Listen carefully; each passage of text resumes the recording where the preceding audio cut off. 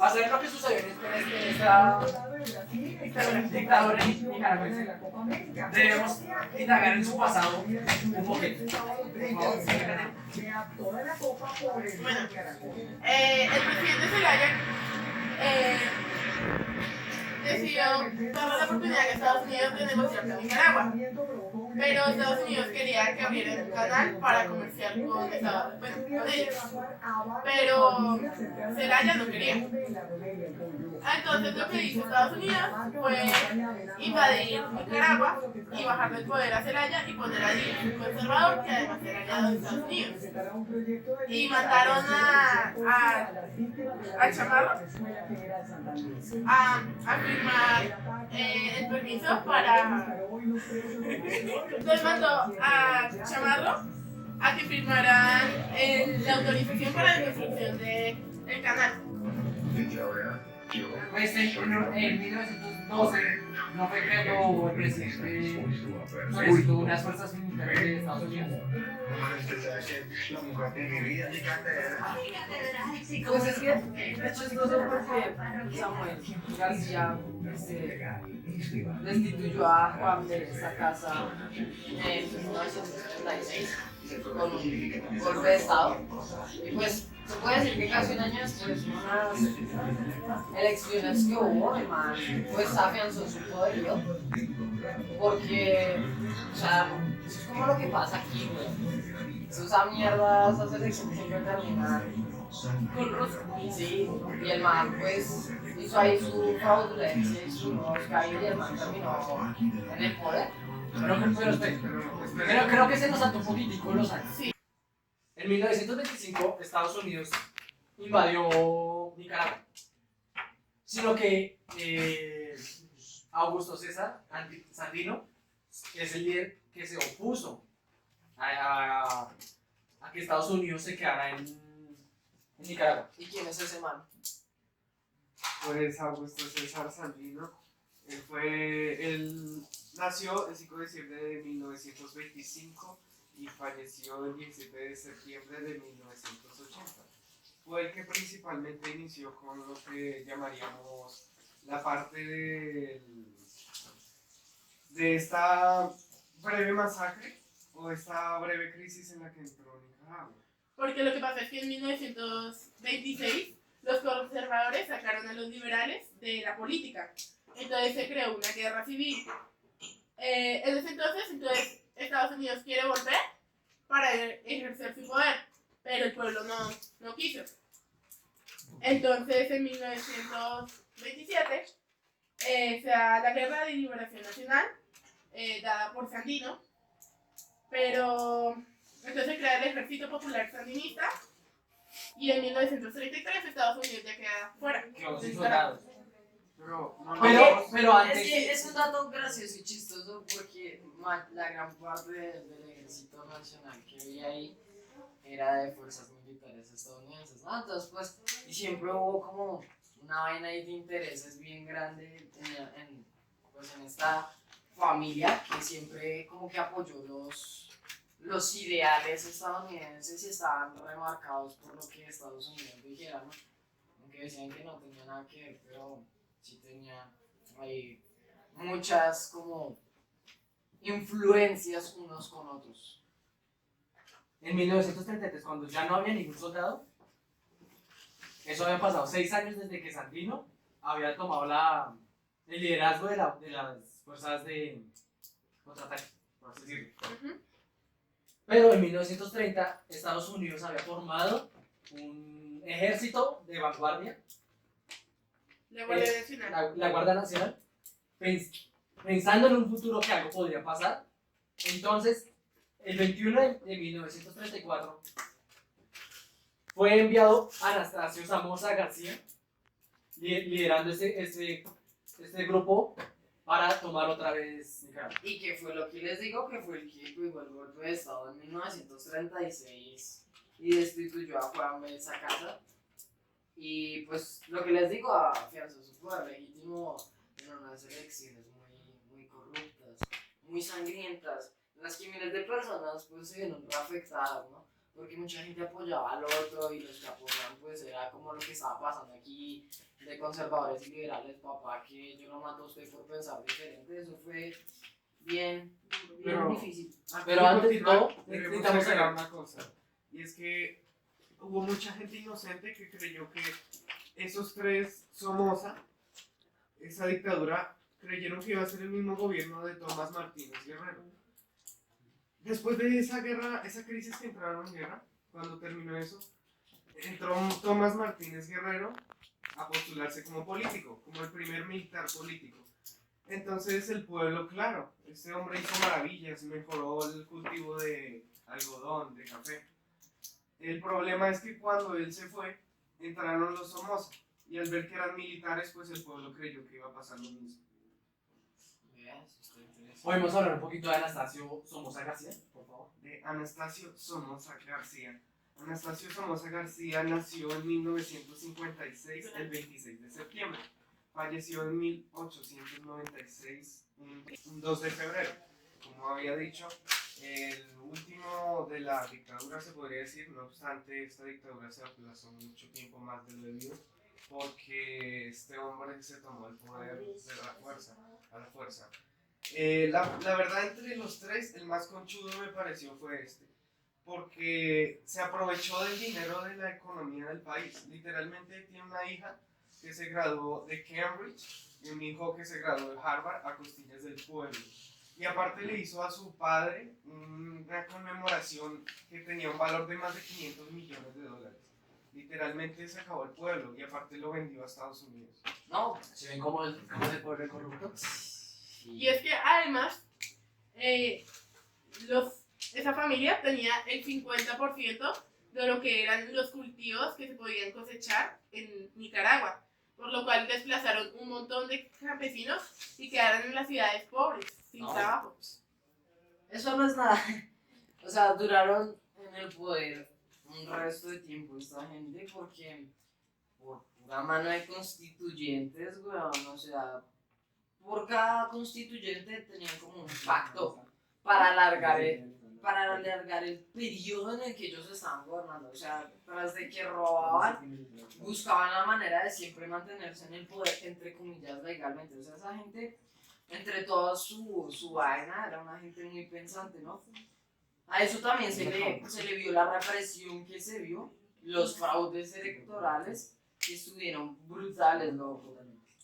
Pero ahí es Y- donde entra Luis Somoza de Ibaire, que él fue el que hizo una masacre total en esas votaciones. Mucha Ya, gente sí. inocente murió, mucha sangre derramada.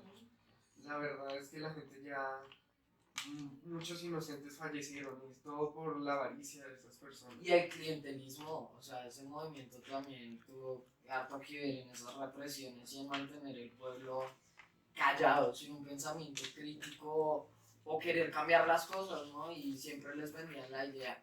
Y un dato curioso y bien chistoso es que a Estados Unidos se le vende la idea de que siempre es el que es el bueno, ¿no? Que es el que está Sí, al está mando, Está a que- favor.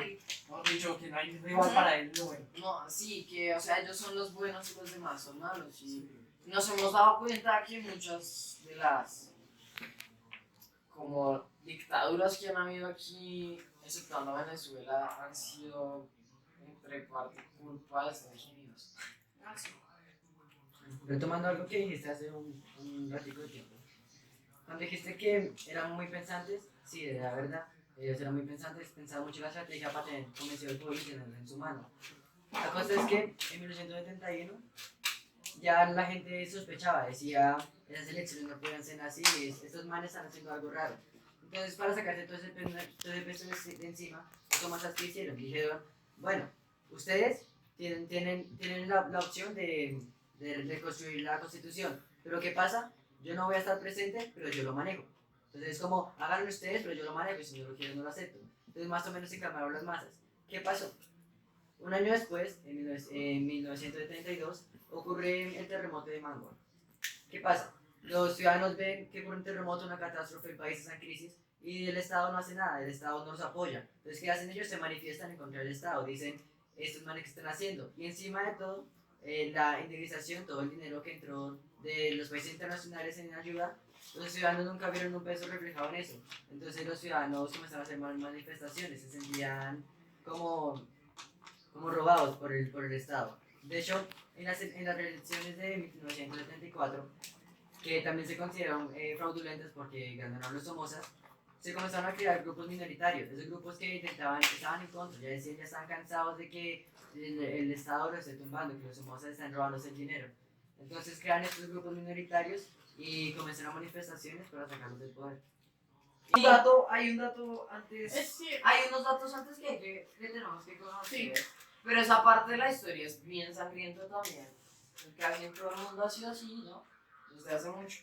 Pero en 1956, uno de los Somoza García, fue asesinado por el poeta Rigoberto López Pérez. La transición del poder a sus hijos, Luis y Anastasio, se dio de forma, como ya se había presentado con esta gente, con esta familia, de una manera muy, muy sangrienta. Luis Somoza asumió la presidencia con otras elecciones fraudulentas, que también es una masacre brutal, en 1956. Y prolongaron la dictadura un poco más hasta 1963, o sea, esta gente buscaba la manera de siempre mantenerse en el poder. Y paralelamente también se estaba creando en 1961 el Frente Sandinista de Liberación Nacional, que creo que nuestra compañera nos podría comentar un poquito ahí como del tema. pues estas personas como no tienen mucho el apoyo del pueblo como tal, lo que hacen es quedarse como tal en montañas y así para proteger al pueblo de cualquier ataque de Estados Unidos. Listo. En el 63. Bueno, 63, en el 63 les cuento, o sea, esta gente está haciendo como lo que hacen aquí y pues muchos, pues desde mi punto de vista, fue lo que pasó con las elecciones de aquí en Colombia con Duque y Uribe. Y es que en 1963 esta gente lo que dijo, bueno, ya nomás, yo ya estuve mucho tiempo aquí, ¿no? En el poder. Entonces le entregan el poder ejecutivo al liberal René Schick. Pero Mantienen el control de este, sí, ¿cierto? tuvieron un control estrictamente celoso en casi todo lo que hacía el man. O sea, se puede decir que el man era el cordero, como para que ya no les dieran más palos a gente, porque ya, o sea, todo el mundo estaba diciendo, no, estos maricas siguen y yo los pelo. Diciendo que ya había un cambio, que ya Sí, iban exacto. llevan a mejorar Para seguir manipulando las para no masas. seguir. Además que en este tiempo también para los sandinistas hubo algo positivo, porque se une Daniel Ortega, que es un estudiante de Derecho, el cual es muy activo en el grupo. Entonces colaboró mucho para... Y sabía aplicar las No, protestas y- que sabía hacer también, las sabía hacer a veces de ¿Y saben qué es lo forma chistoso? estratégica. Que vea cómo se repartieron los dos hermanos el poder ahí, ¿no? Uno se fue para el Partido Liberal como la cabeza del partido y pues era el partido que estaba liderando en ese momento, ¿no? Y el otro se fue con la Guardia Nacional. O sea, uno manejaba el poder ejecutivo y el otro el militar, como para que no hubiera ninguna forma de que le dieran la vuelta a la cosa. O sea, esta gente eran unos La putos. cagada. Además cuando en 1967, cuando uno, que es un grupo de partidos políticos, le dice al pueblo que salgan a protestar, René Schick le da cierto temor en el momento y lo que hace es darle el poder a Anastasio, que hace parte de la familia Somoza. Sí, o sea, Pero- vuelven y queda esta gente. En este el poder. mismo año, 1967, Anastasio Somoza no se proclamó Sí, presidente de este país. Sí, Por eso no. René Schick le Y cedió el saben poder. que Ah. en unas elecciones bien amañadas, cuya campaña culminó en la sangrienta masacre que yo creo que Nicaragua nunca olvidará, el 22 de enero, en la cual fueron asesinados más o menos como 400 personas, pero creo que el dato no lo tiene un poquito más detallado el compañero de cómo fue la vaina, en qué ciudad y cómo fue toda la cosa. Ven, me toca a mí. ¿No? Bueno, pues la masacre no sucedió en la Ciudad de México. No sé si mi información esté bien o esté mal, pero creo que es la capital. Es que La verdad no sé, lo que sé es que de las campañas más sangrientas que han habido en la historia de Latinoamérica fue esta. Porque la gente dijo, no, ni mierda, ya no queremos más, y esta gente simplemente con el ejército Pero- nacional dieron, pues, ni vergas, güey. Se chingan porque nosotros Es que- queremos seguir. Pero una aproximación de 1972 a 1992 hicieron una aproximación de los muertos de los sandinistas y la contra, como los sandinistas. Fue 65 millones aproximadamente de muertos. Es que ese día, precisamente, el 22 de enero, los sandinistas atacaron al gobierno. Los militares de aviación atacaron a la guerrilla, que también era un tipo de oposición hacia el gobierno. Y los militares atacaron a los civiles, a la gente que simplemente estaba protestando. Y es incluso podremos ver un ejemplo detallado acerca de eso. Es, por ejemplo, en las manifestaciones que se presentan aquí en Colombia, ¿no? De los estudiantes, ¿no?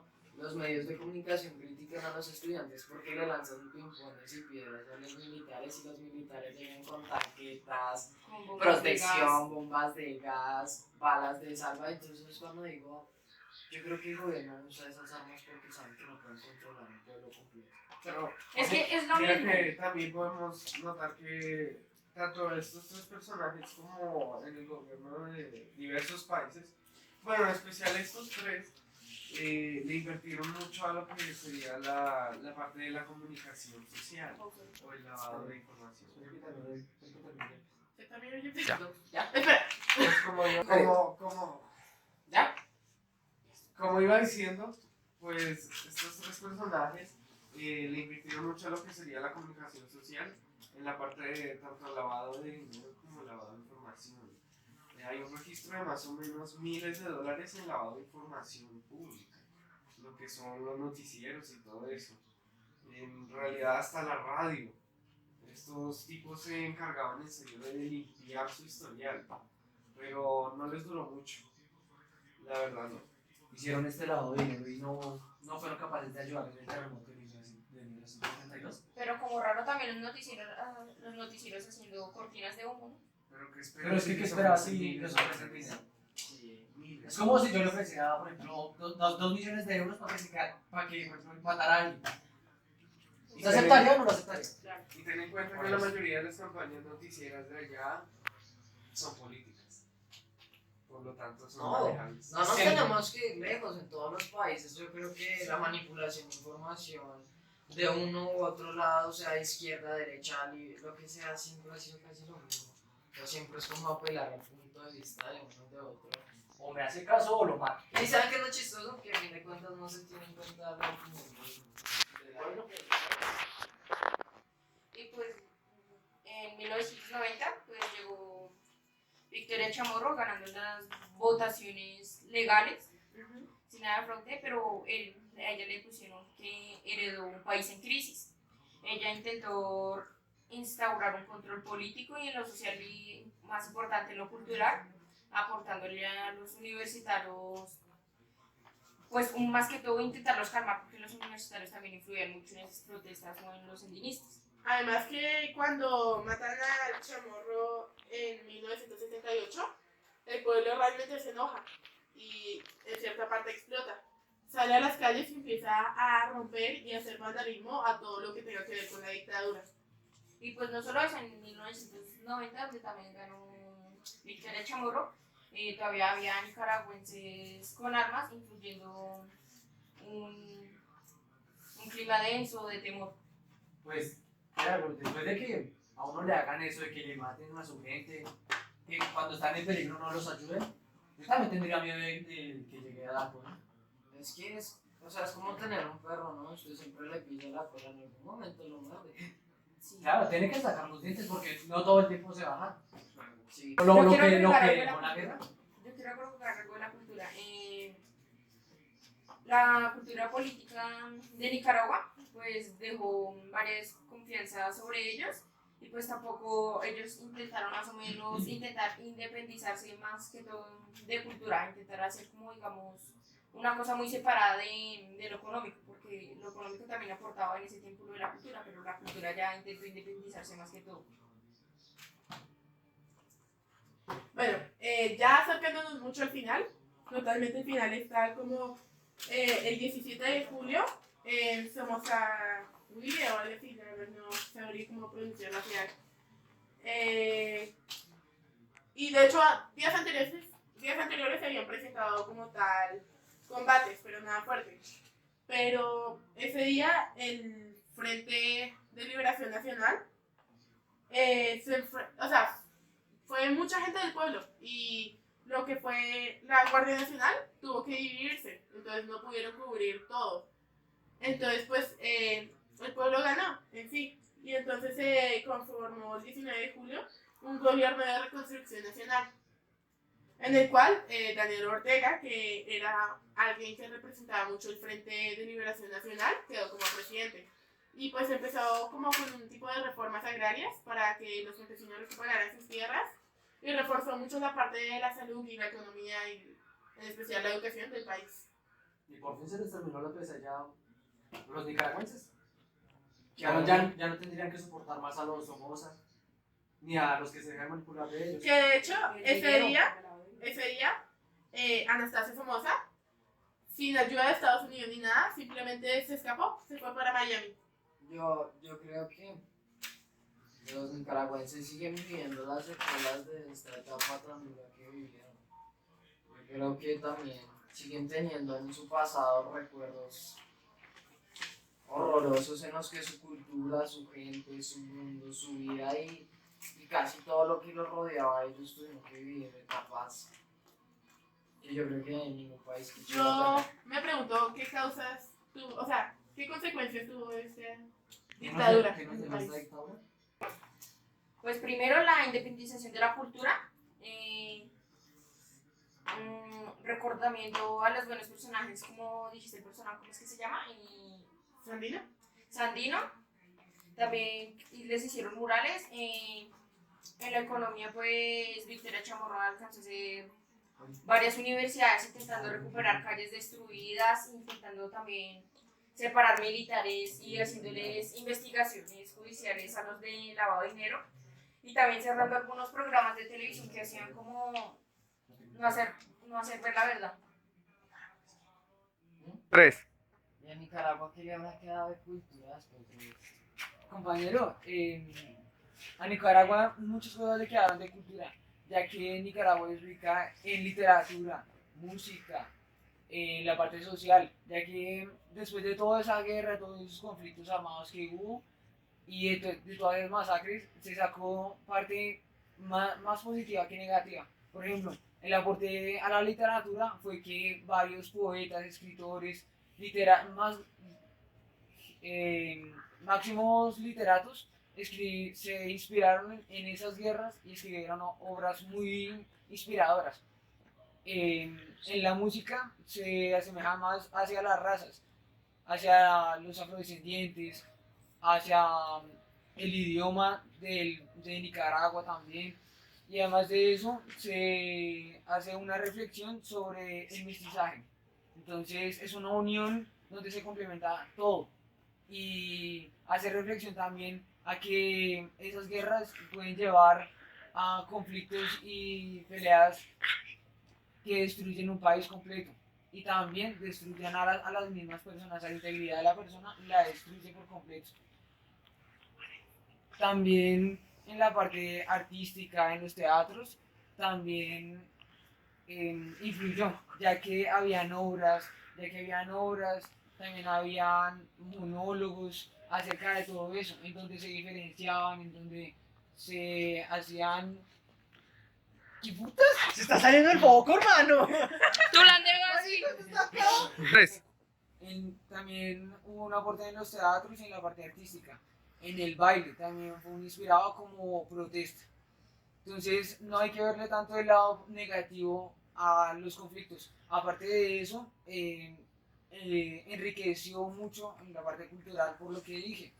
Y las personas aprendieron de todas esas masacres que uno se debe unir, que uno debe ser solidario con las personas y también debe saber escoger y el pueblo debe saber reflexionar sobre todo lo que ha sucedido en nuestro país, que es Nicaragua. Es increíble cómo las cosas malas unen a los seres humanos. Sí, es ¿No? bastante cierto. algo malo une a las personas en algo bueno, ¿no? Y pensar que todos ellos usaron ese pasado tan horrorífico que creo que viven diariamente, aún porque fue algo que los manchó sin mesura, creo que en los recuentos de la historia, y haberlo usado para seguir adelante y crecer como cultura, yo creo que eso es lo más hermoso que tiene la humanidad, la forma tan increíble que tiene como recuperarse después de las cosas malas. Pues aparte de eso, cada persona o pues el pueblo ahí se unió y complementó lo que es ahora. Entonces es un pueblo unido que no discute o que si tienen algún disgusto pues se lo comentan entre sí y lo pueden compartir. Pero también no hay que dejar de lado la situación que se está viviendo actualmente, ya que ahora en estos últimos años ha presentado problemáticas. Y yo creo que la reflexión que nos dejó todo esto, amigos, es que lo malo, el ser humano siempre se puede recuperar. Y unidos, siempre se recupera todo lo que el ser humano destruyó. Paz para la humanidad. ¡Paz!